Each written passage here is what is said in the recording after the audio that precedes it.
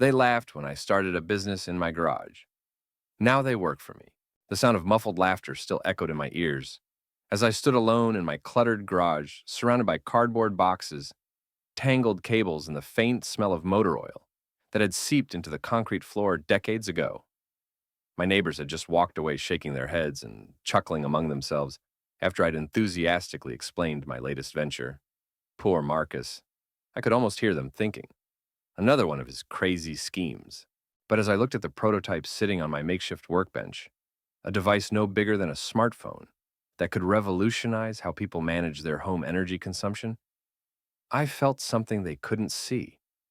That electric tingle of possibility that runs through your veins when you know you're onto something big. My name is Marcus Patterson, and this is the story of how I went from being the neighborhood dreamer to employing the very people who once dismissed my ambitions. The spark of an idea. It was March 2019, and I was staring at my electricity bill in disbelief. $247 for a modest three-bedroom house. I'd already replaced every bulb with LEDs, installed a programmable thermostat, and religiously unplugged devices when not in use. Yet my bill kept climbing. That there has to be a better way, I muttered to myself, tossing the bill onto the kitchen counter, where it joined a growing pile of similar monthly disappointments. That's when it hit me. The problem wasn't just about using less energy, it was about using energy smarter. Most people had no real-time visibility into which devices were driving their costs. They'd get their monthly bill and shrug, accepting it as an inevitable expense like taxes or death. I'd been working as a software engineer for TechFlow Industries for 8 years, specializing in IoT systems and data analytics. I understood the technology needed to solve this problem existed. It just hadn't been packaged in a way that made sense for average homeowners. That evening, I sketched out my first rough concept on a napkin. A small device that could monitor individual appliances and provide real-time insights through a mobile app. Users could see exactly which devices were energy hogs, get personalized recommendations, and even automate energy-saving behaviors based on utility rates and usage patterns. I called it EnergyWise. Mars, the garage laboratory. My wife Sarah was skeptical but supportive when I announced I'd be converting half our garage into a workshop.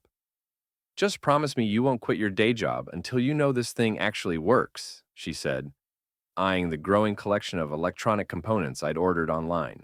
Of course not. I assured her, though privately I was already dreaming of the day I could hand in my resignation letter. The garage became my sanctuary.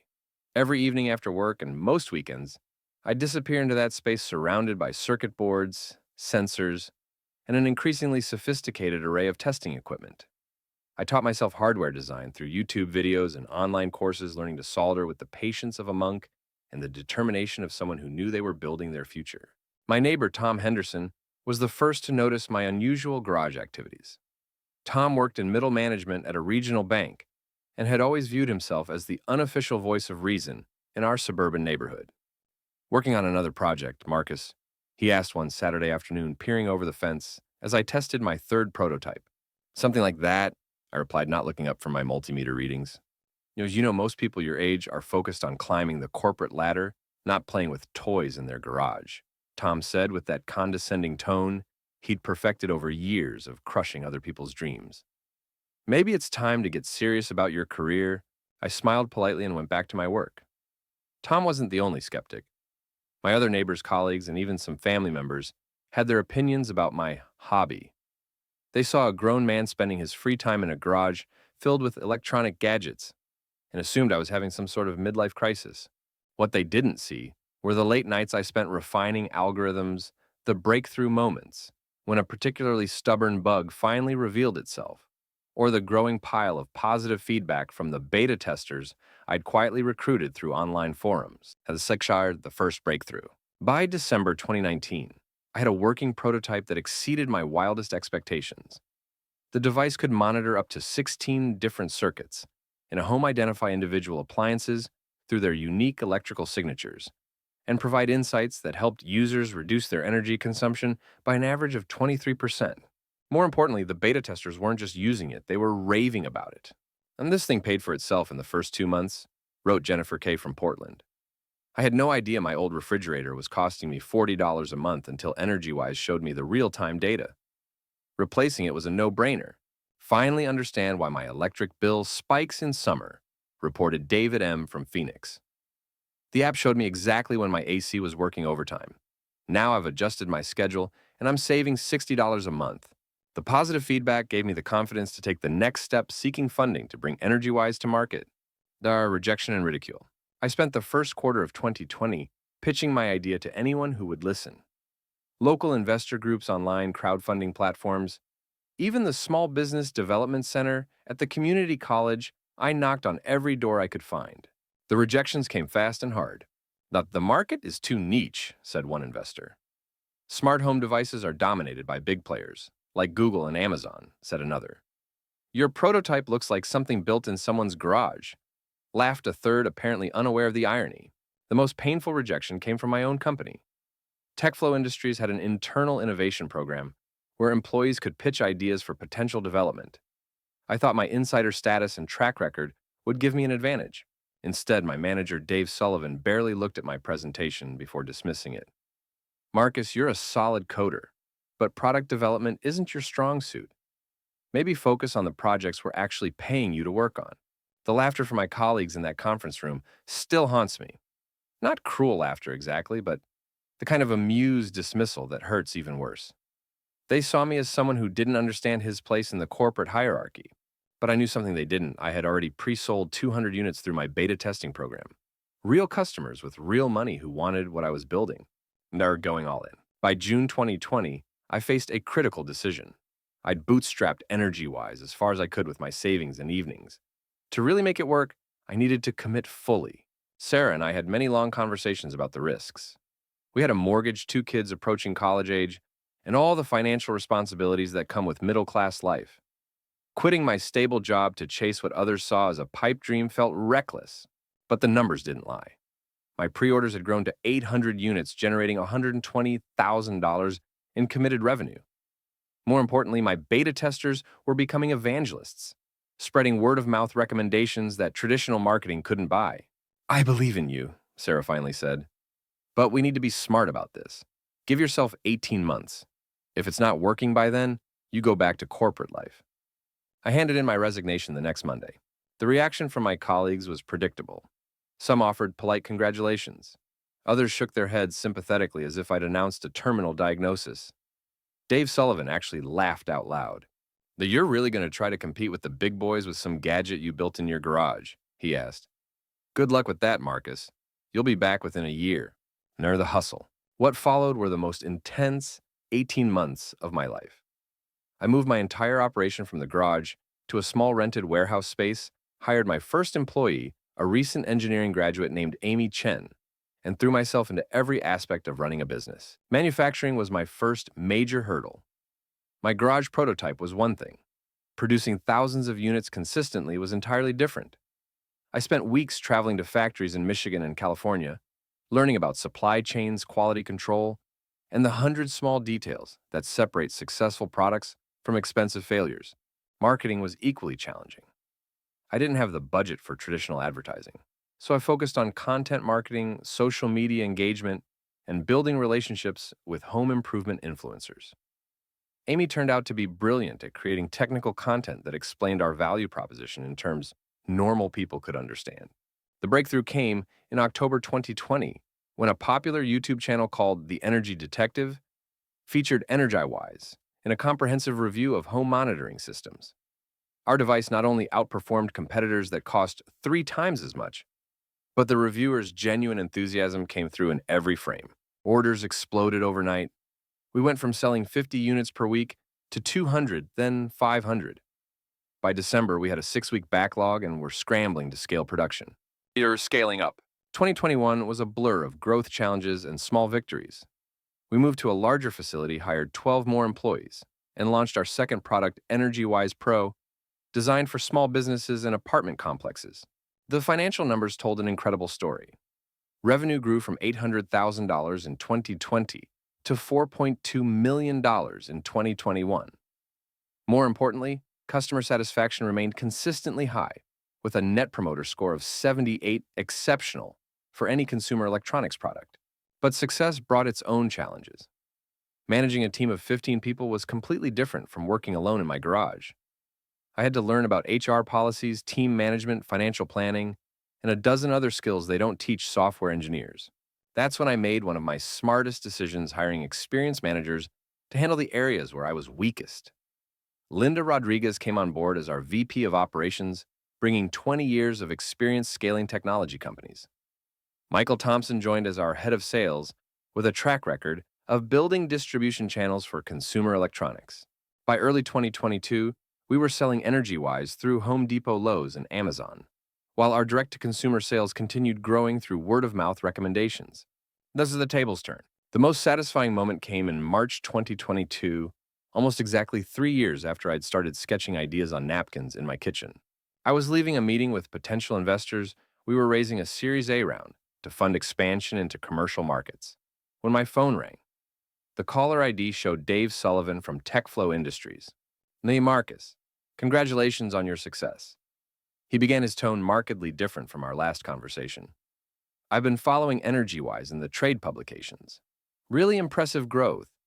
Thanks, Dave. What can I do for you?" "Actually, I was hoping we could discuss a potential partnership. TechFlow is looking to expand our IoT portfolio, and your technology would be a perfect fit. We'd love to explore acquisition opportunities, or at least discuss how we might work together." The irony was perfect. The same company that had dismissed my idea was now hoping to buy it. But Dave's call was just the beginning. Over the following months, I received inquiries from Amazon, Google, and several other tech giants. They'd all been watching the smart home market and realized that EnergyWise had captured something they'd missed: the sweet spot between functionality and simplicity that mainstream consumers actually wanted. Dr. Full circle. The ultimate vindication came 6 months later when we announced our Series A funding round, $15 million, led by Kleiner Perkins, with participation from several other top-tier VCs.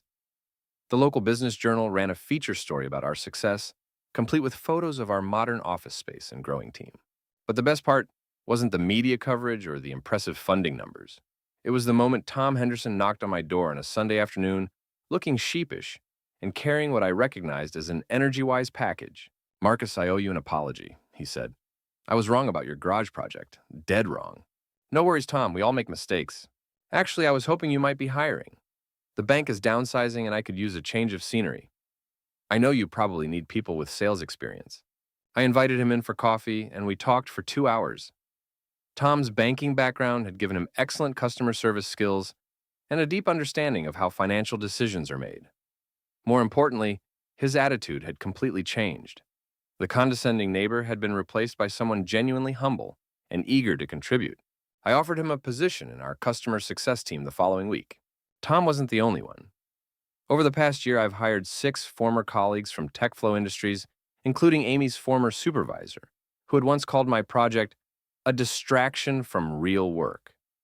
Each of them brings valuable skills to our team, and each of them has admitted they underestimated what was possible when you combine technical expertise with entrepreneurial determination.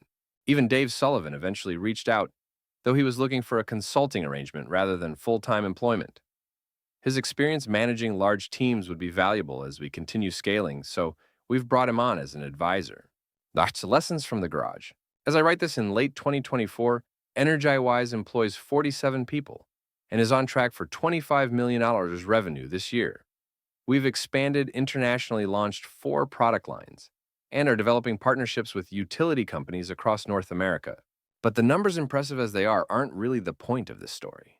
The point is that innovation doesn't require a corporate R&D lab or a Stanford MBA.